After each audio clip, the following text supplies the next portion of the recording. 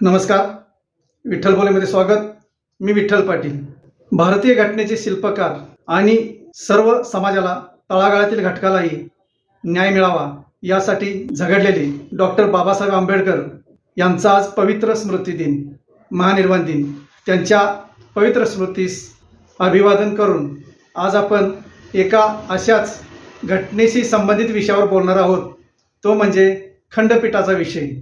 कोल्हापूर खंडपीठाचा विषय राज्यभर गाजतो आहे. खरं तर कोल्हापूर बरोबरच आज अनेक ठिकाणी खंडपीठ सुरू करण्याची गरज निर्माण झालेली आहे.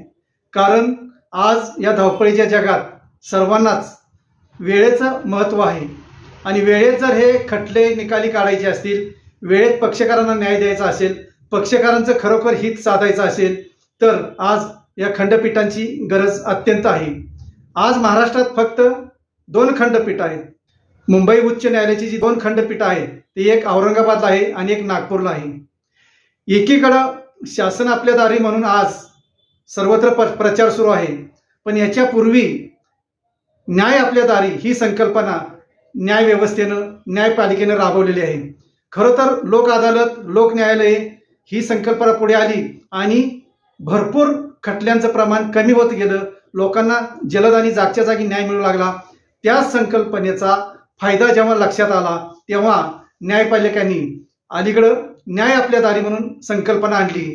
ह्या संकल्पनेचा इतका फायदा होतोय की ही न्याय आपल्या दारी मोबाईल व्हॅन आहे, ती गावागावात जाते आणि तेथील जे काही लगेच मिटणारे खटले असतील, मग फौजदारी असो किंवा दिवाणी असो, मालमत्तेचे असो, ह्या खटल्यांना तात्काळ न्याय देण्याचा प्रयत्न करते आहे आणि त्याला यश येत आहे. हे सर्व धागेदोरे जर आपण पाहिले तर आज खंडपीठांची सुद्धा तशीच गरज आहे असंच एकूण चित्र आहे. लोकांची मागणी आहे, पक्षकारांची मागणी आहे, वकिलांची मागणी आहे. कारण आज जेव्हा तालुका स्तरावरील, जिल्हा स्तरावरील न्यायाला आव्हान दिलं जातं तेव्हा अर्थातच ते राज्याच्या राजधानीच्या ठिकाणी जे उच्च न्यायालय आहे त्या ठिकाणी दाद मागितली जाते आणि यानंतर सर्वोच्च न्यायालयात सुद्धा दाद मागितली जाते. म्हणजेच याचा अर्थ असा होतो की पक्षकारांना तात्काळ आणि जलद न्याय मिळण्यासाठी आज खरं तर खंडपीठांची का गरज आहे, तर जेव्हा खटले प्रलंबित राहत आहेत, पक्षकारांना जाण्याचा त्रास होत आहे, पक्षकारांना वेळ आणि पैसा याचा अपव्यय सहन करावा लागतोय, तेव्हा मात्र खंडपीठ आवश्यक आहेत असंच एकूण जनमत आहे. आम्ही हा जनमताचा सारांशच आजच्या बोलण्यातून मांडत आहोत. एकीकडं न्याय आपल्या दारी आणि दुसरीकडं पक्षकारांची पुढील न्यायासाठी मुंबई दिल्ली वारी असा जो प्रकार सुरू आहे तो आता कमी होणं गरजेचं आहे. खरं तर याला काही प्रमाणात पक्षकार सुद्धा कारणीभूत असतील. स्वार्थ, श्रेष्ठत्व आणि हव्यास या 3 गोष्टीवरच बहुतेक पक्षकार आजपर्यंत न्याय लढले आहेत असं काही जाणकार वकिलांचंच मत आहे. कारण पक्षकारांनी जर समजून घेतलं तर ही परिस्थिती त्यांच्यावर येणार नाही. पण जेव्हा खरोखर एखाद्या गोष्टीत न्याय मिळणं अपेक्षित असतं, खाली अन्याय झाला वर तरी न्याय मिळेल ही जेव्हा पक्षकाराची भावना असते, त्यामुळे काही पक्षकार अपील करत राहतात आणि त्यातूनच उच्च न्यायालयातील खटले प्रलंबित राहत आहेत.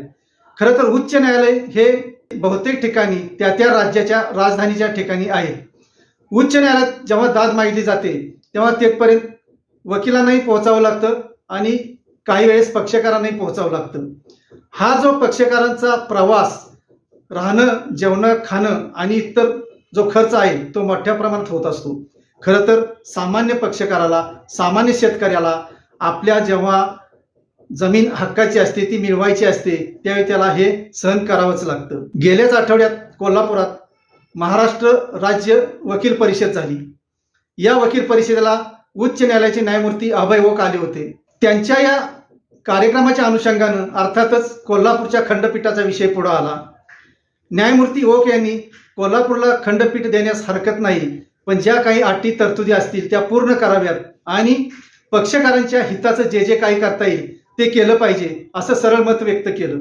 एवढंच नव्हे तर कोल्हापूर खंडपीठासाठी गेल्या 40 वर्षापासून जी आंदोलनं सुरू आहेत त्याचाही थोडक्यात परामर्श घेतला. या आंदोलनाची अलीकडे धार वाढलेली आहे. अर्थात पक्षकार आणि वकील मंडळी यात सक्रिय आहेत जास्तीत जास्त वकील मंडळी सक्रिय आहेत. त्यांनी मुंबई उच्च न्यायालयाचं खंडपीठ कोल्हापुरात व्हावं यासाठी न्यायालयीन कामकाजावर बहिष्कार टाकणे किंवा इतरही काही मार्ग अवलंबले. न्यायमूर्ती ओक यांनी असाही मुद्दा एक पुढे आणला की न्यायालयीन कामकाजावर बहिष्कार टाकल्यामुळे पक्षकारांचं नुकसान होतंय, पक्षकारांचा वेळ जातोय. खरंच आहे हे सुद्धा, पण त्या पलीकडे जाऊन आपण पाहिलं तर पक्षकारांचं नुकसान 1-2 दिवसाचं होत असेल. उलट मुंबईला उच्च न्यायालयात न्याय मागण्यासाठी जेव्हा पक्षकार जातो तेव्हा त्याचं आर्थिक, मानसिक आणि वेळेचं किती नुकसान होत असतं याचाही हिशोब अशावेळी झाला पाहिजे. असा पक्षकारांचा सूर आहे, वकिलांचा सूर आहे. कारण जेव्हा पक्षकारांच्या हिताचा विषय येतो तेव्हा खरंच न्यायपालिकेने त्या दृष्टीनं काही विचार करण्याची गरज आहे. सरकारनेही विचार करण्याची गरज आहे. राज्य सरकार असेल, केंद्र सरकार असेल, यांनी सुद्धा यासाठी तातडीनं पावलं उचलण्याची गरज आहे. आज न्याय आपल्या दारी म्हणत आपण न्याय गावोगावी जाऊन देतोय, हा खरोखर आदर्श आणि खूप चांगला पर्याय पुढे आलेला आहे. पण उच्च न्यायालयातील न्याय लवकर मिळण्यासाठी सुद्धा खंडपीठांची आवश्यकता अत्यंत निर्माण झालेली आहे. आज ज्याप्रमाणे महाराष्ट्राचं सरकार आणि प्रशासन चालवताना 7 विभाग तयार केलेले आहेत, त्या 7 विभागांद्वारे त्या प्रत्येक विभागात येणाऱ्या जिल्ह्यांचं कामकाज केलं जातं. त्या विभागात त्या प्रकारची कामं व्हावीत आणि लोकांच्या समस्या तिथल्या तिथं सुटाव्यात, हाच त्यामागचा हेतू असावा. अशाच प्रकारे आज विभागवार खंडपीठांची गरज निर्माण झालेली आहे. पण विभागवार म्हणताना विभागाच्या ठिकाणीच खंडपीठ असावं असं म्हणता येणार नाही. कारण उदाहरण जर घ्यायचं झालं तर कोल्हापूरला खंडपीठाची मागणी का होते, तर कोल्हापूर हे भौगोलिकदृष्ट्या अत्यंत महत्वाचं केंद्र आहे. पुणे विभागातील हा जरी जिल्हा असला तरी पुणेपेक्षा कोल्हापूरला खंडपीठ का योग्य आहे, तर पुणे मुंबई अंतर खूप जवळ आहे. पुण्यातील लोकांना मुंबई उच्च न्यायालयात जाणं पोहोचणं अत्यंत सोपं आहे. पण रत्नागिरी सिंधुदुर्ग असेल, कोल्हापूर सांगली सातारा सोलापूर असेल, या लोकांना म्हणा किंवा पक्षकारांना आणि वकिलांना मुंबईपर्यंत जाणं अवघड होतं आहे. कारण पैशाचा, वेळेचा आणि एकूणच सर्व परिस्थितीचा विचार केला तर हा अपव्यय टाळण्यासाठी आणि जलद न्याय मिळण्यासाठी खंडपीठाची अत्यंत आवश्यकता निर्माण झाली आहे. म्हणून तर जेव्हा कोल्हापूर सांगली सातारा सोलापूर रत्नागिरी सिंधुदुर्ग या जिल्ह्यातील वकिलांनी एकत्र येऊन कामकाजावर बहिष्कार टाकला, न्यायालयीन कामकाजावर बहिष्कार टाकला की आम्हाला कोल्हापूरला खंडपीठ द्या म्हणून, तेव्हा गावागावात ठराव झाले. पक्षकारांनी सहमती दिली की तुम्ही जे आंदोलन करताय त्याला आमचा पाठिंबा आहे. का तर उच्च न्यायालयातील न्याय लवकर मिळण्यासाठी खंडपीठाची आवश्यकता आहे. कोल्हापूरला खंडपीठ झाल्यास रत्नागिरी सिंधुदुर्ग, कोल्हापूर सांगली सातारा आणि सोलापूर ह्या जिल्ह्यांना खूप फायदा होणार आहे. या जिल्ह्यातील पक्षकारांना वेळ, पैसा आणि अंतर सुद्धा वाचणार आहे. एकूण या 6 जिल्ह्यांचा सारासार विचार करता असं आपल्या लक्षात येईल की कोल्हापूर जे शहर आहे ते मध्यवर्ती ठिकाणी येत आहे. सोलापूरचा थोडासा अपवाद वगळावा लागेल. इतर जे जिल्हे आहेत ते कोल्हापूर पासून साधारणपणे 100 ते 125 किंवा जास्तीत 150 किलोमीटर अंतरापर्यंत आहेत. त्यामुळं जर कोल्हापूरला खंडपीठ झालं तर या 5-6 जिल्ह्यातील लोकांना मोठा फायदा होणार आहे. आज डोंगर काड्याकापारीत राहणारा पक्षकार जेव्हा न्याय मागण्यासाठी तालुक्याला जातो, जिल्ह्याला जातो, जिल्ह्यातून नंतर उच्च न्यायालयात जातो, त्यावेळी त्याचे काय हाल होतात हे त्या पक्षकारांनीच सांगितल्यानंतर त्यांचे अनुभव ऐकून सुद्धा अंगावर काटा येईल अशी परिस्थिती असते. काही गावं डोंगर काड्याकापारीत आहेत, वाड्या वस्त्या अशा आहेत की तिथून मार्गापर्यंत चालत यायला सुद्धा 5-5, 10-10 किलोमीटर चालावे लागते. आरोग्याच्या सुविधा नाहीत, डोलीतून रुग्णांना आणावं लागतं. अशा पक्षकारांना चालत येऊन मग तालुक्याच्या ठिकाणी, तेथून बसणं जिल्ह्याच्या ठिकाणी, तेथून बसणं परत उच्च न्यायालयासाठी मुंबईसारख्या राज्याच्या ठिकाणी जावं लागतं. हा पक्षकारांना सुद्धा त्रास मोठा आहे. हा त्रास कमी झाला पाहिजे. तसं झालं तरच लोकांना जलद न्याय मिळणार आहे. म्हणून आज उच्च न्यायालय असेल, सर्वोच्च न्यायालय असेल, राज्य सरकार असेल, केंद्र सरकार असेल, या सर्वांनी खरोखर तातडीनं विचार करण्याची, निर्णय घेण्याची गरज आहे. ती म्हणजे खंडपीठासाठी. कोल्हापूरप्रमाणेच राज्याच्या आणि काही भागात जर खंडपीठ झाली तर अत्यंत चांगलं होईल असं पक्षकारां वकील मंडळींचं मत आहे.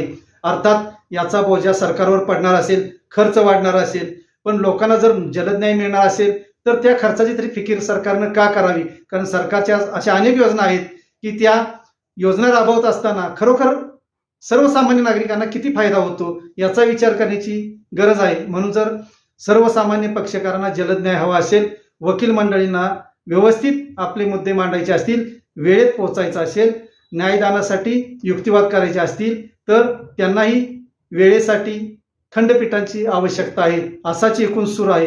म्हणूनच कोल्हापूरला लवकरात लवकर खंडपीठ द्यावं अशी एकूण पक्षकार आणि वकिलांची मागणी आहे.